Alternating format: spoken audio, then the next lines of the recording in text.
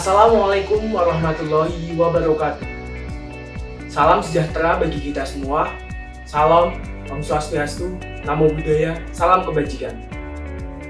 Mohon izin atasan menyesuaikan, mohon izin senior menyesuaikan, izin memperkenalkan diri. Nama Taruna Buddha Yoga Ahmad Badawi, Notar 2001416, absen 24, kelas Terasdar C dari PTDI STTD Bekasi, Kampus Poltrada Bari.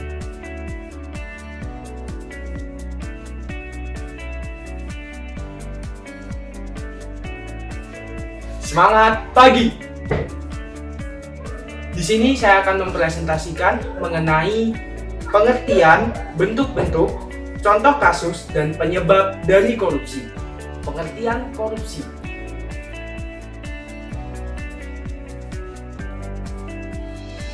Secara harfiah, korupsi atau corruptio dari bahasa Latin berarti busuk.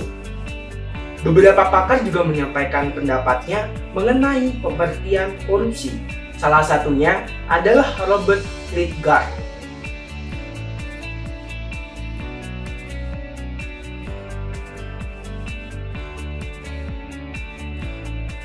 Korupsi sudah sangat meresahkan, maka banyak lembaga-lembaga anti korupsi didirikan. Salah satu dari lembaga tersebut mengemukakan pengertian dari korupsi. Bisa dilihat di layar seperti ini.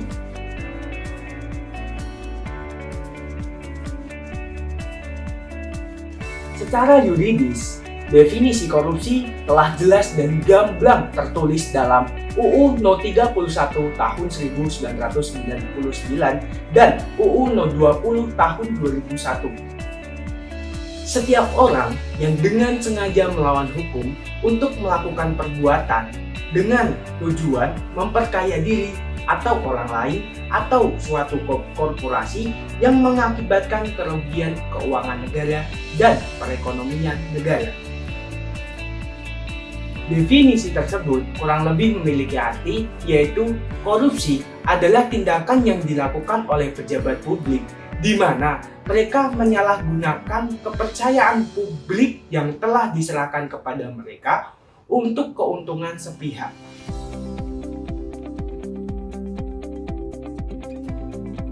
Sesuai Undang-Undang Nomor 31 Tahun 1999 tentang tindak pidana korupsi atau tipikor, dibagi menjadi 7 bentuk, yang pada awalnya dibagi menjadi 30 bentuk.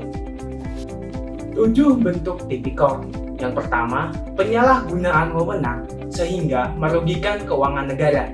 Yang kedua, suap menyuap. Yang ketiga, penggelapan dalam jabatan. Yang keempat, pemerasan. Yang kelima, perbuatan curang. Yang keenam, benturan kepentingan dalam pengadaan barang. Yang ketujuh, gratifikasi. Yang pertama, merugikan keuangan negara. Penyalahgunaan wewenang jabatan atau tindakan yang melanggar kepentingan umum, termasuk tindak korupsi karena merugikan keuangan negara.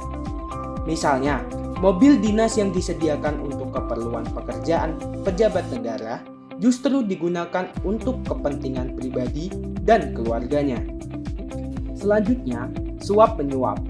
Kasus suap bisa dikatakan populer atau paling sering terjadi. Suap biasanya dilakukan sebagai upaya memuluskan kebutuhan si penyuap dengan memberi sejumlah uang. Contoh kasus suap yang hampir setiap hari terjadi atau kita temui adalah para pelanggar lalu lintas yang memberi sejumlah uang kepada polisi agar lolos dalam hukuman. Yang ketiga, penggelapan dalam jabatan. Pelaku tindak korupsi ini adalah mereka yang memiliki jabatan tertentu dan melakukan tindakan penggelapan uang atau dokumen berharga lain yang menguntungkan dirinya. Contoh kecil yang mungkin pernah terjadi di sekitar kita adalah menggunakan kwitansi kosong agar nominal uang jalannya dapat direkayasa oleh si pelaku. Yang keempat, pemerasan. Pemerasan merupakan perbuatan pihak yang menyalahgunakan kekuasaannya untuk memaksa orang lain melakukan sesuatu yang menguntungkan dirinya.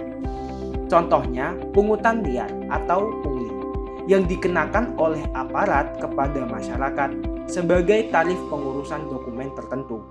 Padahal seharusnya pengurusan dokumen ini bebas biaya. Kelima, perbuatan curang. Segala bentuk kecurangan termasuk tindak pidana korupsi. Sebagai contoh, memborong proyek bangunan yang melibatkan kecurangan kontraktor atau tukang ataupun toko bahan bangunan. Yang keenam, benturan kepentingan dalam pengadaan atau yang dikenal dengan conflict of interest. Maksudnya adalah seorang pejabat yang dihadapkan pada peluang untuk menguntungkan dirinya sendiri, keluarga, ataupun kroni-kroninya. Misalnya, meskipun dilakukan tender dalam proyek, pegawai negeri ikut terlibat dalam proses dengan mengikut sertakan perusahaan miliknya. Terakhir adalah gratifikasi. Tindak pidana korupsi ini sangat dekat dengan masyarakat. Bahkan banyak yang tidak sadar bahwa secara tidak langsung mereka melakukan gratifikasi. Gratifikasi merupakan pemberian hadiah dalam bentuk apapun kepada pejabat publik dengan harapan adanya timbal balik dari si penerima. Hadiah yang diberikan bisa berbentuk tiket perjalanan gratis, paket liburan gratis, parsel hari raya, dan lain sebagainya. Dari penjelasan 7 bentuk korupsi dan contohnya, bagaimana teman-teman? Apakah kalian bisa menelaah apa yang menyebabkan pelaku melakukan tindakan korupsi tersebut? Penyebab korupsi. Apa penyebab korupsi?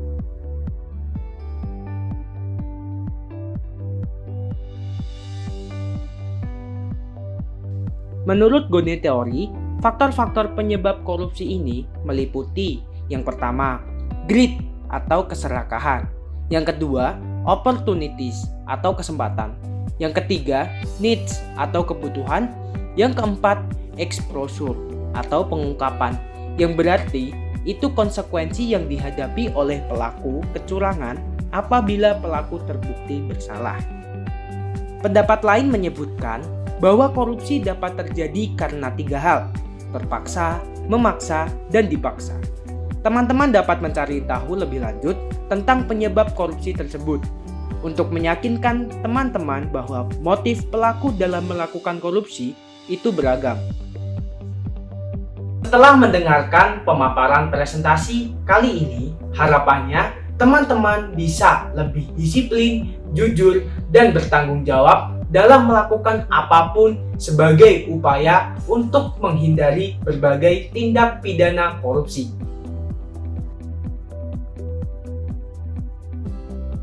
Sekian presentasi yang dapat saya sampaikan. Mohon maaf apabila ada kekurangan. Terima kasih. Wassalamualaikum warahmatullahi wabarakatuh.